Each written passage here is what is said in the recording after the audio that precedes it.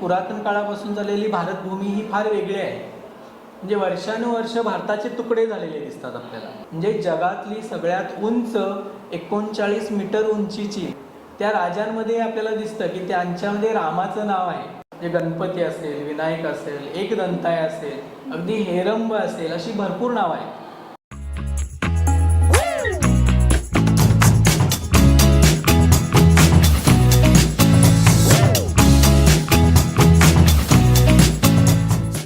सर्वप्रथम आपल्या सगळ्यांचे स्वागत आहे स्टे क्युरियस या पॉडकास्ट चॅनलच्या पहिल्या भागात.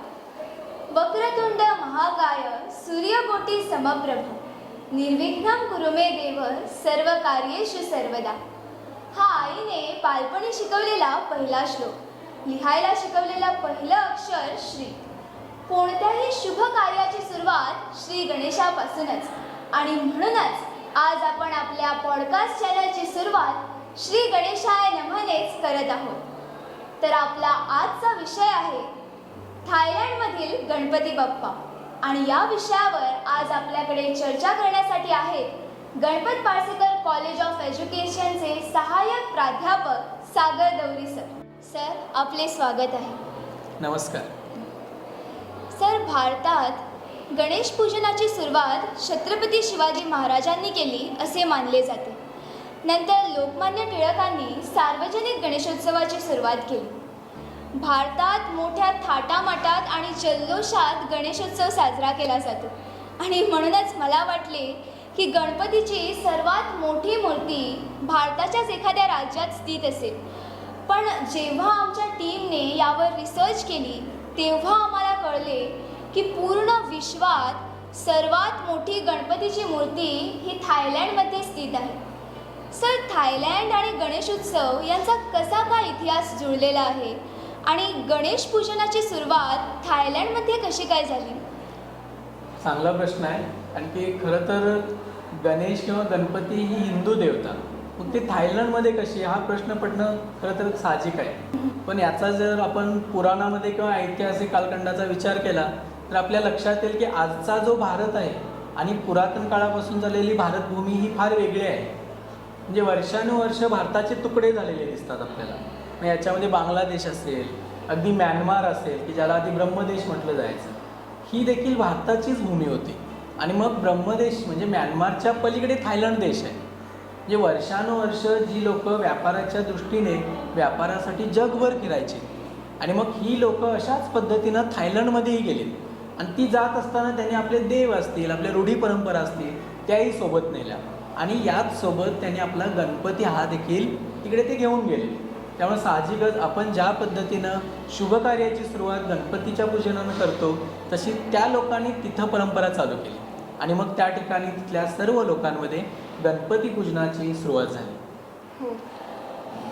तर भारताचा आणि थायलंडचा इतिहास हा सुंदररित्या असा जुळलेला आहे. सर, भारतात आपल्याकडे भाद्रपद शुद्ध चतुर्थीला गणपती बाप्पा घरोघरी मुक्कामाला येतात. काही ठिकाणी सार्वजनिक गणेशोत्सव साजरा केला जातो. श्री गणेशजीच्या मूर्तींची प्रतिष्ठापना केली जाते. तर सर, थायलंडमध्ये देखील अशीच गणेशोत्सव साजरा करण्याची पद्धत आहे का? आपल्याकडे बघायला गेलं तर गणेश पूजा ही पुराण काळापासून केली जाते. फक्त सार्वजनिक गणेशोत्सव हा लोकमान्य टिळकांनी सुरू केला. म्हणजे गणेश पूजा ही अगदी आधीपासून आपल्याकडे आहे, आणि ही लोक व्यापाराच्या दृष्टीनं तिकडे गेली. आणि जसं आपल्याकडं शुभ कार्यासाठी पहिल्यांदा गणेश पूजन असतं, तिथं ती लोकंसुद्धा लग्न समारंभ असतील, त्यांच्या व्यापाराची सुरुवात असेल, तर अशा प्रत्येक कार्याच्या वेळी ते गणेशाचं पूजन करतात. आणि मग आपल्याकडे जसा मोठा उत्सव चालतो असाच त्यांच्याकडेही गणपतीचा उत्सव चालतो. आणि मग आपल्याला माहीत आहे, जसं तुम्ही म्हणता की मोठी गणेश मूर्ती म्हणजे जगातली सगळ्यात उंच 39 मीटर उंचीची एवढी गणेश मूर्ती त्या ठिकाणी आहे, आणि हे विशेष आहे. आणि तिथले जे लोक आहेत किंवा तिथले राजेशाही आहे, त्या राजांमध्ये आपल्याला दिसतं की त्यांच्यामध्ये रामाचं नाव आहे. जे आताचे जे राजे आहेत त्यांना 10वा राम असं म्हटलं जातं. म्हणजे त्या ठिकाणी आपली जी एक हिंदू संस्कृती आहे ती त्या ठिकाणी रुजलेली दिसते. म्हणजे आता त्या ठिकाणी जास्तीत जास्त बौद्ध धर्मीय लोक आहेत, पण बौद्ध धर्म हा हिंदू धर्मातून तयार झालेला धर्म आहे. त्यामुळे साहजिकच त्या ठिकाणी हिंदू संस्कृती जास्त रुजलेली दिसते. ऐकून खूप छान वाटलं की थायलंडमधील लोक देखील गणपती बाप्पासोबत अनेक हिंदू देवदेवतांची पूजा करतात.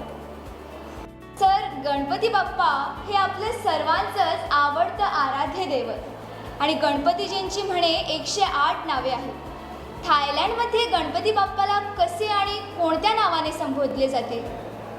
खरंच हा प्रश्नही खूप चांगला आहे, कारण की आपल्याकडं गणपतीला वेगवेगळ्या नावाने संबोधलं जातं, बोलवलं जातं. जे गणपती असेल, विनायक असेल, एकदंताय असेल, अगदी हेरंब असेल, अशी भरपूर नावं आहेत. मग थायलंडमध्ये त्यांच्या भाषेमध्ये गणपतीला फ्राफिकानेत असं म्हटलं जातं. आणि आजूबाजूला म्हणजे भारताच्या आजूबाजूला जे देश आहेत त्या सगळ्या ठिकाणी हिंदू संस्कृती दिसते. जे श्रीलंकेमध्ये गेलं तर तिथं पिल्लयार म्हणतात गणपतीला. हे त्या भाषेमध्ये त्या गणपतीसाठी वेगवेगळी नावं असलेली आपल्याला दिसतात. म्हणजे काय तर गणपती एकच आहे, श्रद्धा ही सर्वांची एक आहे, फक्त त्या भाषेनुसार नावं फक्त वेगळी दिसतात. फारच छान. हे काहीतरी आपल्याला नवीनच आज ऐकायला मिळालं.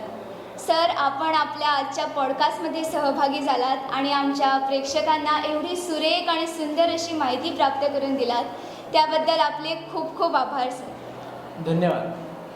मंडळी, या पॉडकास्टच्या थ्रू आपण आपल्याबरोबर जुळलात याबद्दल आपल्या सर्वांचे पण मनापूर्वक आभार.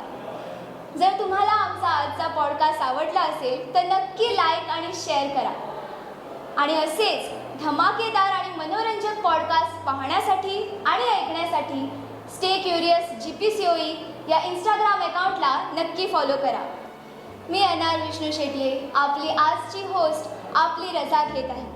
लवकरच भेटूया एका नवीन विषयावर चर्चा करण्यासाठी पुढच्या भागात. Until then, stay curious.